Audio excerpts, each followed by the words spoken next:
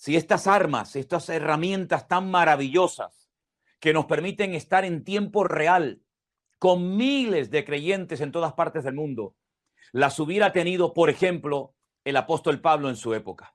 ¿Se imaginan ustedes cuántos miles y miles de personas podían haber oído el evangelio en tiempo real a través de los labios de aquel tremendo varón de Dios? ¿Se imaginan ustedes ver cómo predicaba, cómo enseñaba?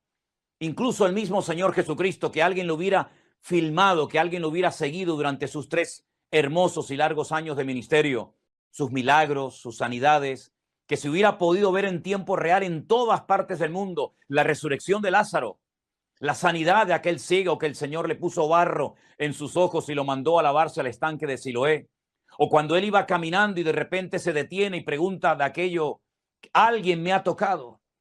Y entonces aquella mujer con flujo de sangre confiesa temblorosa, yo he sido, maestro, el que te ha tocado. O ver su crucifixión en el monte de la calavera, o su resurrección al tercer día, o el derramamiento del Espíritu Santo en el día de Pentecostés, cuando estaban allí orando aquel grupo de hombres y mujeres esperando la promesa del Padre.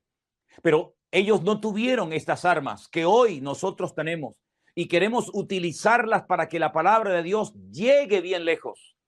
Por eso siempre decimos, hermanos, reenvíen los mensajes, reenvíen los devocionales, para que miles, centenares, millones de personas puedan llegar en este último tiempo al conocimiento de nuestro Señor Jesucristo.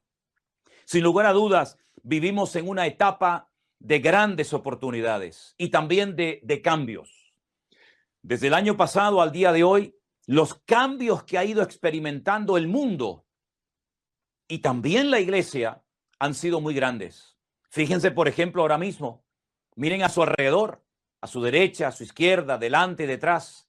Hay muchos hermanos que no están, no porque no quieran estar, sino porque no pueden, debido al tema de los aforos reducidos. Eso no pasaba hasta hace muy poco tiempo. Miren cómo tienen que ir la gente a los cultos hoy en día con esta mascarilla, ¿verdad? Y lavarse bien las manos con ese gel antes de entrar a los cultos.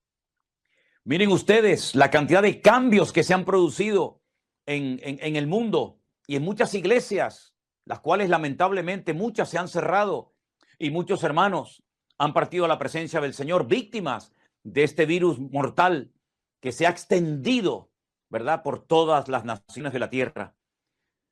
Y tenemos que estar preparados para más cambios que se avecinan en el futuro.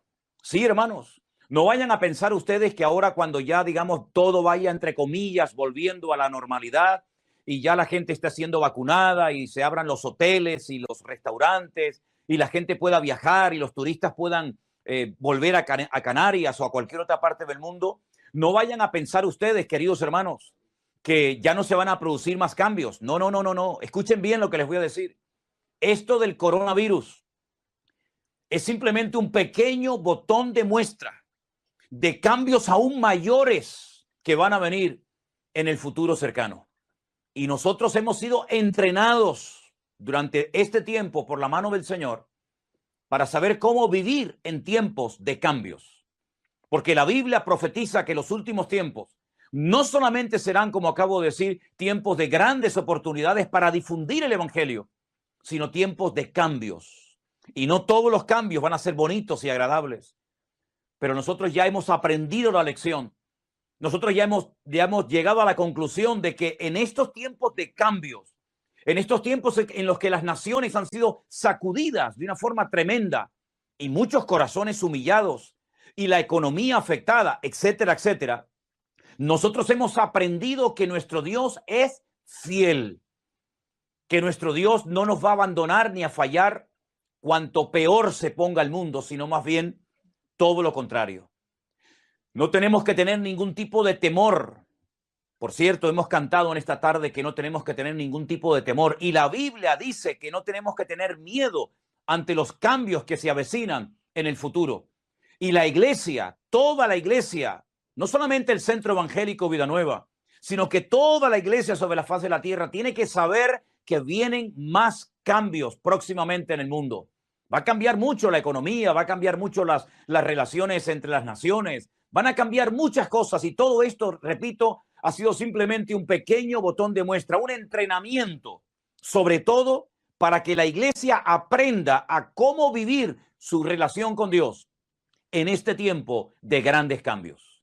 Ahora bien, he hecho una pequeña lista de momentos históricos en los que se produjeron grandes cambios y cómo reaccionaron los creyentes de su época y cómo el Señor en cada momento de la historia fue tremendamente fiel con su pueblo.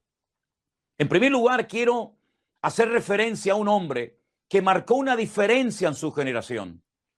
Un hombre que era diferente, un hombre que no se dejó arrastrar, un hombre que no se dejó contaminar por la corriente de violencia, de agresividad, de promiscuidad sexual, sino que fue un hombre diferente y destacó en medio de su generación. Cuando Dios ya estaba cansado, por decirlo de alguna manera, y dijo, basta, y quería mandar el diluvio, que de hecho lo mandó, Noé y su familia marcaron una diferencia en su época. La Biblia nos enseña que él recibió una revelación de parte del Creador, de parte de su Dios, de que tenía que prepararse, porque iba a venir un cambio tremendo al mundo, y ese cambio también a él lo podía arrastrar y destruir si no se preparaba previamente. Fíjense cómo Dios va preparando primeramente a su pueblo, a sus hijos, antes de que se produzca el cambio que tiene que venir en ese momento. Noé durante 120 años, ya sé que son muchos años, la gente en aquellos tiempos vivía más años que ahora, y durante 120 años Noé no estuvo de brazos cruzados. Noé veía cómo estaba el mundo. Noé escuchaba las conversaciones de la gente. Noé veía el desorden, el caos, la anarquía que había a su alrededor, pero él sabía cómo tenía que comportarse, cómo tenía que vivir, y él logró involucrar en la obra de Dios, que era nada más y nada menos que construir un enorme barco. Él supo adaptarse a los tiempos, él supo reaccionar ante la palabra de Dios y se preparó. Y cuando vino el gran cambio, el famoso diluvio, a él no le afectó lo más mínimo, porque él estaba preparado. Había almacenado suficiente comida para vivir un largo periodo de tiempo tranquilo dentro de aquel barco. Había inculcado en sus hijos el temor de Dios y en sus nueras y también en su esposa. Había recogido a todos los animales que el Señor le había dicho que buscara y los tuviera en el arca durante un cierto periodo de tiempo. Él no era consciente realmente de lo que significaba un diluvio.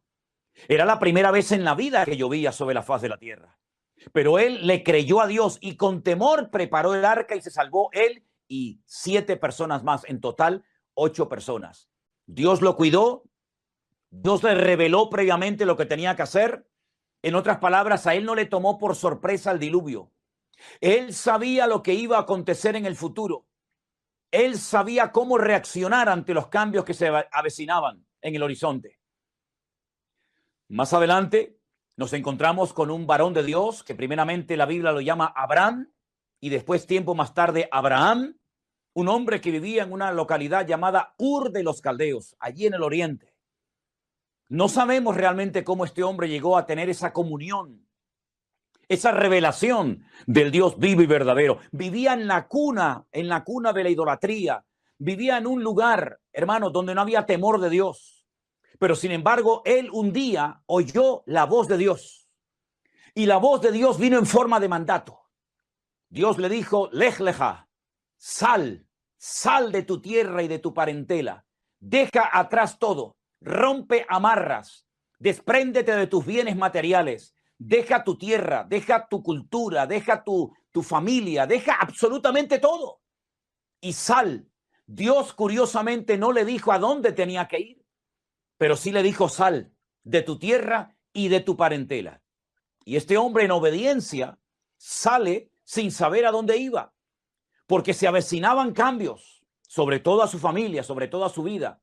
Y Dios lo tenía todo bajo control. Si vemos algo que destaca en Abraham, sin lugar a dudas es la obediencia. Pero vemos a un Dios que le demuestra a Abraham que él tiene todo absolutamente bajo su control y dominio. Abraham salió, Dios lo protegió, Dios lo cuidó, Dios lo bendijo, Dios lo prosperó, hasta llegar a convertirse en padre de multitudes, como después sabemos que ocurrió cuando por fin tuvo descendencia. Uno de sus familiares que salió con él también de Ur de los Caldeos, llamado Lot, su sobrino. Dice la palabra de Dios que hay un momento en el que se separa de su tío y se va a vivir cerca de las ciudades de Sodoma y Gomorra. Se metió en la boca del lobo, en el peor sitio. Allí se fue a vivir junto con su familia. Y tiempo más tarde, cuando Dios decide destruir, borrar de la faz de la tierra estas ciudades llamadas Sodoma y Gomorra, Dios se le revela, Dios se le manifiesta, ángeles van a la puerta de su casa, le advierten de la destrucción que va a venir sobre la ciudad y él logra salir y escapar de la destrucción. Y una vez más vemos a Dios cuidando de la vida de Lot, porque Lot era un hombre que dice que se afligía viendo la conducta depravada y perversa de los habitantes de Sodoma y Gomorra, y Dios lo saca, Dios lo cuida, Dios lo protege, todo es destruido, todo es arrasado, todo cambió a su alrededor, pero él se mantuvo fiel y firme a su Dios. Pasa el tiempo y encontramos a 70 personas que tienen que descender a Egipto en busca de comida y de agua. Esas personas se multiplican, pasan 400 largos años y se han convertido en una nación muy poderosa, en una nación muy grande, pero esclavizada, subyugada al poder del faraón, el hombre más poderoso de la tierra en aquel momento. Llega el momento de la liberación, llega el momento en el que se va a cumplir aquella palabra profética que el Señor había dado a Abraham, que después de un tiempo saldrían y serían libres. Y cuando salen, aunque sabemos que no salieron con las manos vacías, sino que se apoderaron de toda la riqueza de Faraón, ellos se adentran en un desierto que no conocen, solamente Moisés lo conocía perfectamente. Pero ellos salen con sus mujeres, sus hijos, ancianos, familias enteras, miles y miles de personas, con sus animales, y ahora empieza una vida nueva. Ya no son esclavos, ahora son libres, pero ahora, ¿de qué van a comer? ¿Quién los va a proteger cuando estas bandas de personas en el desierto que asaltaban a las caravanas les ataquen? ¿Cómo se van a proteger de ese calor abrasador durante el día y ese frío terrible durante la noche? ¿Dónde van a poder comprar comida? ¿Dónde van a conseguir tantos miles y miles y miles de litros de agua para poder saciar al pueblo y a sus ovejas y a sus camellos y a sus animales? Vemos que en el desierto el Señor mostró su fidelidad, los cuidó, aunque no se lo merecían, aunque fueron desobedientes muchas veces, nunca el Señor los abandonó. Es más, fue en el desierto donde el Señor hizo los milagros más grandes para demostrarle a su pueblo que sin dinero, sin recursos materiales para poder comprar comida, sin haber lugares donde poder comprar comida para ellos y para sus animales, Dios les dio agua, Dios les dio maná, Dios los cuidó de tal manera que dice que sus ropas nunca se desgastaron y las sandalias de sus pies siempre estuvieron como si fueran recién compradas, como si fueran nuevas. La fidelidad de Dios la vemos en Noé, la vemos en Abraham, la vemos en Lot, la vemos en el pueblo de Israel, constante y permanentemente. Tiempos de cambios, tiempos en los que te levantabas y te encontrabas una situación completamente diferente, donde casi el ser humano perdía el control, pero es precisamente cuando el ser humano es más vulnerable y siente que ha perdido el control y que no puede hacer nada para controlar las circunstancias, es cuando Dios se presenta de una forma poderosa y majestuosa, demostrando que a él no lo limita nada ni nadie, y que cuanto más difícil, cuanto más dura sea la situación, cuanto más negra sea la noche y la tormenta, el Señor siempre hace acto de presencia a favor de su amado pueblo. Algunos podrán pensar, pero bueno, todas estas cosas ocurrían a gente de la Biblia, a personajes como Abraham, como Moisés, como el pueblo de Israel en el Antiguo Testamento. Pero permítame decirles que aquellas palabras que el Señor Jesucristo en el norte de Israel, en una ciudad llamada Cesarea de Filipo, le da a sus discípulos una palabra que es una profecía, una promesa, que las puertas del infierno, las puertas del Hades no prevalecerían contra la iglesia. Probablemente los discípulos no eran conscientes en ese momento de lo que el Señor les estaba prometiendo. Pero permítame llevarles nuevamente a la lectura que hoy se leía desde el púlpito, Efesios capítulo 5, donde en el versículo 29 la palabra de Dios dice así: porque nadie aborreció jamás a su propia carne, sino que la sustenta y la cuida, como también Cristo a la iglesia. Estas dos palabras, sustentar y cuidar, Pablo las emplea para decirle a los hermanos de su época y hoy en día también a nosotros, que tenemos un Dios todopoderoso, un Dios soberano, que lo define como la cabeza de la iglesia, nuestro Señor Jesucristo, que personalmente se dedica a cuidar y a sustentar, es decir, a proveer todas y cada una de las necesidades de su amada iglesia. Así como el hombre cuida de su cuerpo y lo alimenta y lo viste y lo lava y lo perfuma, etcétera, etcétera, exactamente igual, mucho mejor todavía, el Señor lo viene haciendo desde hace 2000 años con su amada iglesia. Si ustedes estudian detenidamente el nacimiento de la iglesia en el siglo I de la era cristiana hasta este momento, cuántas persecuciones, cuántas guerras, cuántas divisiones internas, cuántos problemas, cuántos dardos de fuego por parte de Satanás han sido lanzados contra la iglesia para destruirla, para arrasarla de la faz de la tierra. Amados hermanos, si no fuera por el poder, la misericordia y la gracia del Señor, la iglesia de Cristo hoy en día no estaría ni un minuto más sobre la tierra. Antes de que terminara el siglo I, segundo, máximo el tercero, ya los cristianos se hubieran diluido, hubiera desaparecido el evangelio y hubieran pasado a la historia como un grupo de hombres y mujeres rayando el fanatismo, en algunos casos para algunos, que no fueron capaces de trasladar, de traspasar el testigo del evangelio a futuras generaciones. Pues se equivocaron, porque hoy en día, en este preciso momento, se está predicando el evangelio y está llegando a cientos de hogares, a miles de rincones sobre la faz de la tierra. Y vemos el cumplimiento de aquella palabra profética que el Señor Jesucristo dijo hace 2000 años, que las puertas del Hades, del infierno, no prevalecerían contra la iglesia. El Señor ha cuidado, el Señor ha bendecido, el Señor ha prosperado a su amada iglesia, porque Él se ha comprometido a cuidarla, a ayudarla, a fortalecerla, a animarla. Es cierto que la iglesia ha pasado por crisis. Es cierto que el cristianismo en algunos lugares parece como que, entre comillas, ha fracasado o ha desaparecido. Pero, queridos hermanos, la Biblia nos enseña que aunque parece que la iglesia está en algunos momentos muerta, no es realmente muerta, es dormida lo que está. Y por eso el Señor viene a despertarla y viene a sacudirla para que se levante y en el nombre de Jesús siga avanzando como lo ha hecho en estos últimos 2000 años.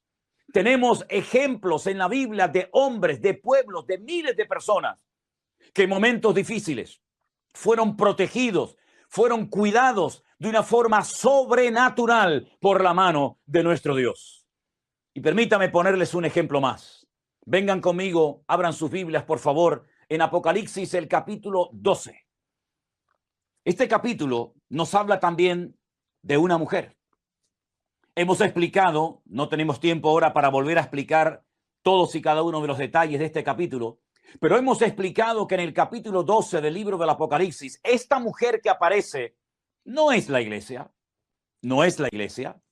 Hemos explicado que Apocalipsis capítulo 12 no nos habla de María, la madre de nuestro Señor Jesucristo. Hemos dado argumentos y están todos en nuestras clases de escatología y en ese libro que el Señor nos permitió publicar el año pasado, también llamado Escatología. Y hemos explicado clarísimamente, con muchos detalles, de quién se trata esta mujer que está siendo perseguida por un dragón que sabemos que se trata nada más y nada menos que de Satanás. En el capítulo 12 del libro del Apocalipsis, a partir del versículo 1, la palabra de Dios nos dice así: apareció en el cielo una gran señal. Una mujer vestida del sol, con la luna debajo de sus pies, y sobre su cabeza una corona con 12 estrellas. Esto nos recuerda un poquito aquellos sueños que había tenido aquel joven llamado José en el Antiguo Testamento, ¿verdad? Estando encinta, clamaba con dolores de parto en la angustia de su alumbramiento. También apareció otra señal en el cielo. Era aquí un gran dragón escarlata que tenía 7 cabezas y 10 cuernos, y en sus cabezas 7 diademas.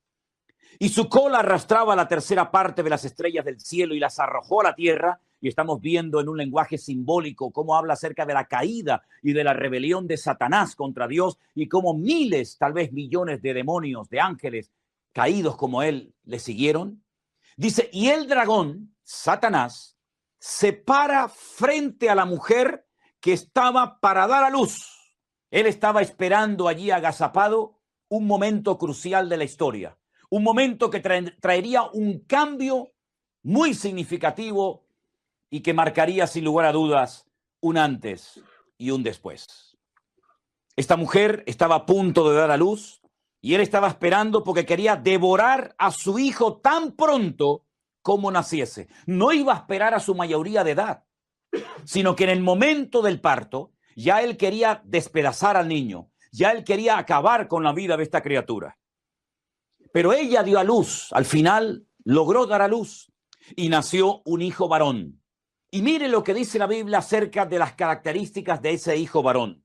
Dice que regirá con vara de hierro a todas las naciones. Tendrá una autoridad mundial. Todas las naciones de la tierra se tendrán que someter a él, a su autoridad, a su dominio, a su poder. Y su hijo fue arrebatado para Dios y finalmente para su trono. La mujer huyó al desierto, donde tiene lugar preparado por Dios, para que allí la sustenten por 1260 días. Esta mujer, como hemos explicado ya en varias ocasiones, es una visión simbólica, profética, de cómo el pueblo de Israel queda, por decirlo de alguna manera, embarazado de aquella promesa de que vendría un Mesías en el futuro. Mesías que Satanás intentaría destruir desde el mismo momento del parto, del alumbramiento. Pero no lo logró destruir. Pero a lo largo de 33 años intentó acabar con su vida y nunca lo pudo, sino más bien todo lo contrario. A lo máximo que pudo llegar fue a herirlo en el calcañar. Pero ese hijo que fue herido en el calcañar, dice que lo hirió a él con herida mortal en la cabeza, de la cual nunca jamás podrá recuperarse. Pues bien, esta mujer tiene que huir al desierto, algo futuro, porque allí dice el Señor que tiene preparado un lugar para cuidarla, para sustentarla, dice aquí verso 6, por 1260 días, es decir, 3 años y medio. Y para reforzar el argumento, si saltamos al versículo 14, estoy en Apocalipsis 12, versículo 14, se le dieron a la mujer las 2 alas del gran águila, una velocidad, una forma de reaccionar ante lo que se le viene encima tremenda y rápida, para que volase delante de la serpiente al desierto, a su lugar, donde será sustentada por tiempo, tiempos y la mitad de un tiempo. La misma expresión, utilizando otras palabras, 1260 días, 42 meses o 3 años y medio. La serpiente, Satanás, arrojó de su boca tras la mujer agua como un río, para que fuese arrastrada por ese río. Pero la tierra ayudó a la mujer, pues la tierra abrió su boca y tragó el río que el dragón había echado de su boca. Entonces el dragón se llenó de ira contra la mujer y se fue a hacer guerra contra el resto de la descendencia de ella, los que guardan los mandamientos de Dios y tienen el testimonio de Jesucristo. Conclusión de este capítulo tremendo, Apocalipsis 12, Dios cuida a su amada iglesia, Dios cuida a su pueblo individualmente. Donde estés, en la situación en la que te encuentres ahora mismo, con trabajo o sin trabajo, con posibilidades de buscarte la vida o ninguna posibilidad, solo o acompañado, casada, viuda, separada o soltera, no importa en la condición ni el país en el que vivas, el Señor siempre estará con su pueblo, siempre lo cuidará, siempre lo protegerá, porque Él es el Dios del pasado, del presente y del futuro, y a Él no lo cambia nada ni nadie. Los imperios se levantan y se derrumban. Las naciones van y vienen. La economía es cambiante. Los gobiernos son cambiantes. El hombre es fluctuante, pero nuestro Dios es estable, inmutable y permanente. Y Él ha dicho en su palabra, yo estaré con ustedes, con vosotros, todos los días, hasta el fin del mundo. En esta pequeña lista que he compartido con ustedes en esta tarde, donde les he hablado de Noé, de Abraham, de Lot, del pueblo de Israel, de la iglesia y ahora de la mujer del Apocalipsis capítulo 12, que es nada más y nada menos que el pueblo de Israel en sus persecuciones, en sus sufrimientos, en sus estrecheces. En todos hay un denominador común, un Dios soberano, un Dios todopoderoso que ha cuidado, que ha protegido siempre a su pueblo donde quiera que se ha encontrado, sea en Babilonia, sea en el desierto, sea en Egipto, sea en persecución, sea en escasez, sea en abundancia. Dios siempre ha marcado una diferencia y los que somos de Él también la hemos podido marcar, porque por la gracia, la misericordia y el respaldo de nuestro Dios, hoy estamos más firmes que nunca, con la firme determinación de predicar el evangelio a tiempo y fuera de tiempo, utilizando todas las herramientas legales que estén a nuestro alcance para poder difundir estas grandes verdades. Así que, pueblo de Dios, amada iglesia de Jesucristo, sé que hay hermanos de Argentina, de Colombia, de Ecuador, de México, de Estados Unidos, de España, de muchas partes del mundo. Depende de donde estés. Puedes estar en una situación más favorable o desfavorable, pero da exactamente igual. Nuestro Dios es igual en América, en Europa, en Centroamérica, en África, en cualquier parte de la tierra. Nuestro Dios ha vencido a Satanás. El Señor cumplió todo lo que decían las Sagradas Escrituras referente a su primera venida. Él ha vencido al diablo. Él resucitó al tercer día. Él ascendió y está sentado a la diestra de Dios Padre. Y desde allí está cuidando y sustentando a su amada iglesia. Y nosotros, ya poniendo el mensaje más personal, hemos visto la fidelidad, el amor, el respaldo de Dios en todo este tiempo. No solamente en lo material, como el Señor ha provisto todo lo necesario para que las puertas de nuestra congregación sigan adelante, sino que ha ensanchado nuestro territorio. Hemos podido llegar a lugares donde jamás en la vida habíamos pensado llegar, no por nuestros méritos, no por nosotros mismos, sino por la gracia y por el respaldo y la fidelidad de nuestro Dios. Porque la iglesia avanzó, avanza y avanzará siempre de gloria en gloria, de victoria en victoria y de bendición en bendición en el nombre de Jesús. Así que, queridos hermanos, ánimo.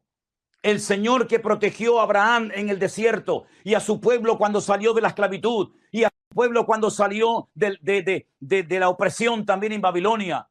Y cuando la iglesia pasó por persecuciones y cuando los apóstoles eran perseguidos y torturados y encarcelados, la iglesia siempre se ha levantado poderosa y victoriosa en medio de las tormentas y en medio de los avatares de la vida, porque mayor es el que está en nosotros que el que viene contra nosotros.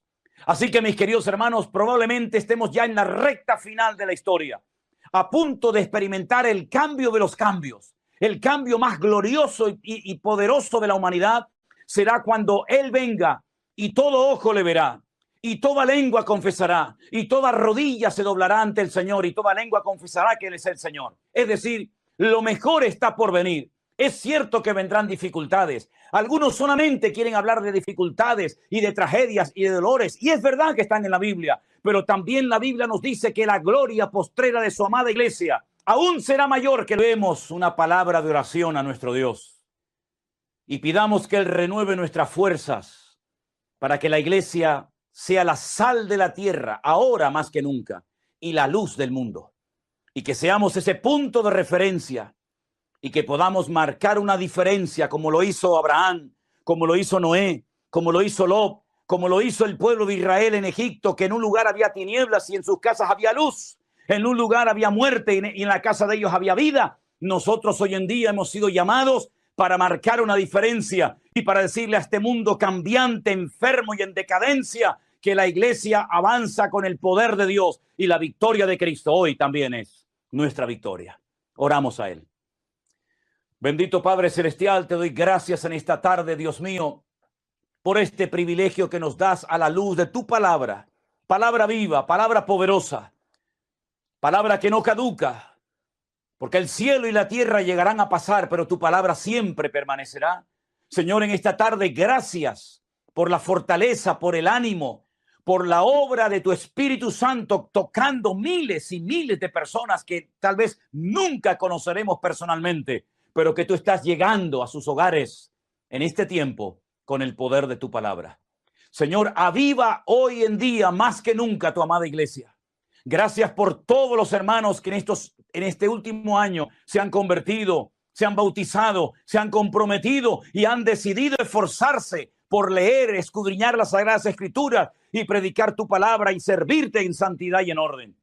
Señor, fortalece nuestras manos para que sigamos adelante y que tú siempre te lleves toda la honra, toda la gloria y todo el reconocimiento. Señor, levanta al cansado, renueva nuestras fuerzas y ayúdanos a seguir adelante proclamando tu palabra y viendo cómo las almas se entregan a ti cada día. En el nombre bendito y soberano de Jesús. Amén de Jesús. Amén de Jesús. Amén de Jesús. Amén de Jesús.